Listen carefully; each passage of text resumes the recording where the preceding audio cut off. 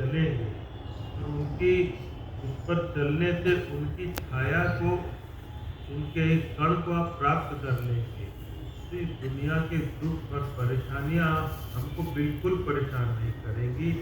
न हमको उतना खुशी होगा, न हमको कोई दुख होगा, आएगा भी तो महसूस नहीं होगा, उसको हम अच्छी तरह पार कर जाएंगे। लेकिन चलना हमको है, संस्कार हमको अपने बनाने हैं। कोई हमारा कितना हूँ सगा होगा, कितना हूँ अपना होगा, लेकिन अपने कर्मों को स्वयं अपने ही भोगना होगा। क्योंकि मते अनेक मुंडे मुंडे मतिर भिन्ना, एक परिवार में भी कई तरह के विचार उत्पन्न होते हैं और इस विचारों से एक दूसरे में वो अहंकार पैदा होता है, एक दूसरे में लड़ाई झगड़ा ये सब होता रहता है। ये तो दिखाई देता है, आप लोग भी अनुभव करते होंगे समाज में, परिवार में, अपने यहाँ। उसको भी किस तरह से उस परिस्थिति को हमको टालना, किस परिस्थिति में उसको हमको निकलना, तो वो चुप रहकर, क्योंकि कहा भी गया है कि एक चुप्पी 1000 तरह का नाश।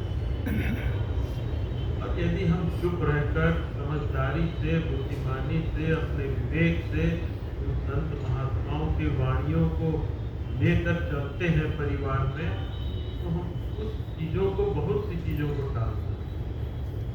लेकिन इस आर्थिक युग में कोई किसी को छोड़ने वाला नहीं। हमें स्वयं सतर्क रहना होगा, अपने से भी सतर्क रहना होगा, क्योंकि जब तक हम लोग अपने आप से सतर्क नहीं रहेंगे, अपने आप को धोखा में रखेंगे, अपने आप से चालाकी करेंगे।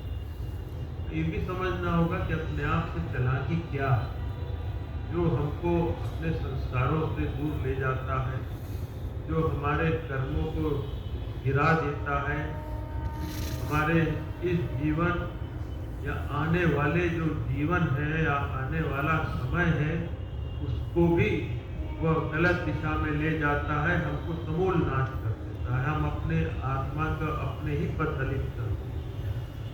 तो बंधुओं, जो भी इन अवसरों पर, इन आश्रमों में हम लोग इकट्ठा होते हैं, बिहारों में इकट्ठा होते हैं, तो आप हम सभी को वह महापुरुष लोग यही प्रेरणा कि हमारी पारिवारिक गोष्ठी में भी जो आप लोगों अभी जो वक्ताओं ने कहा, अपना परिवार समझ के बातें की, मैं भी आप लोग अपना परिवार समझ के कह रहा हूँ कि हम लोग अभी से तो जाग जाएं, नहीं तो अपना कर्म तो हमें भोगना ही होगा, उसको कोई नहीं।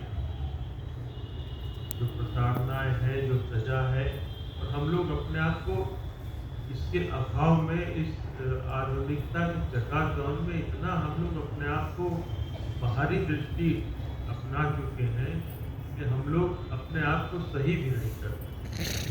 कह रही थी एक वक्ता कि हम अपने आप को, अपने शरीर को स्वस्थ कर सकते हैं, अपनी मानसिकता को ठीक कर सकते हैं, लेकिन उसके लिए वह आत्मबल चाहिए, वो शक्ति चाहिए, क्योंकि शिव भी बिना शक्ति के उषव के समान।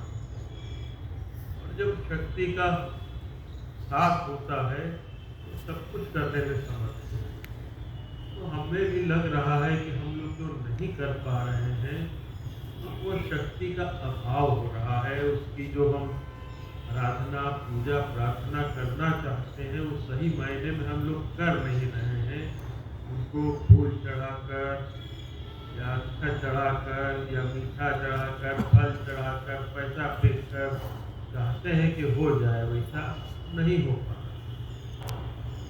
शक्ति का अर्जन हमारे आचरण, व्यवहार, ध्यान, धारणा, अपने संस्कार, संस्कृति, चरित्र, इन सबको बनाए रखेंगे और उन महापुरुषों की वाणियों का अवलंबन लेंगे, तो शक्ति का हम लोग संग्रह कर सकते।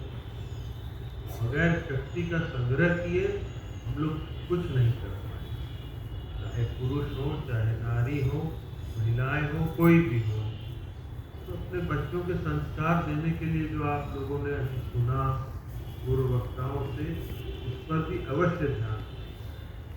लोग केवल जन्म के बाद ही नहीं, जन्म से पहले से भी उस पर ध्यान दें। जैसा कि वो एक पुस्तिका है मृत्यु और पेट की क्रिया, कई लोग तो उसका नाम सुनते घबराते हैं, क्योंकि मरने से बहुत डर भागते हैं, कह रहे बाप रे अभी क्या दे दे रहे हैं। लेकिन अभी निर्भय हो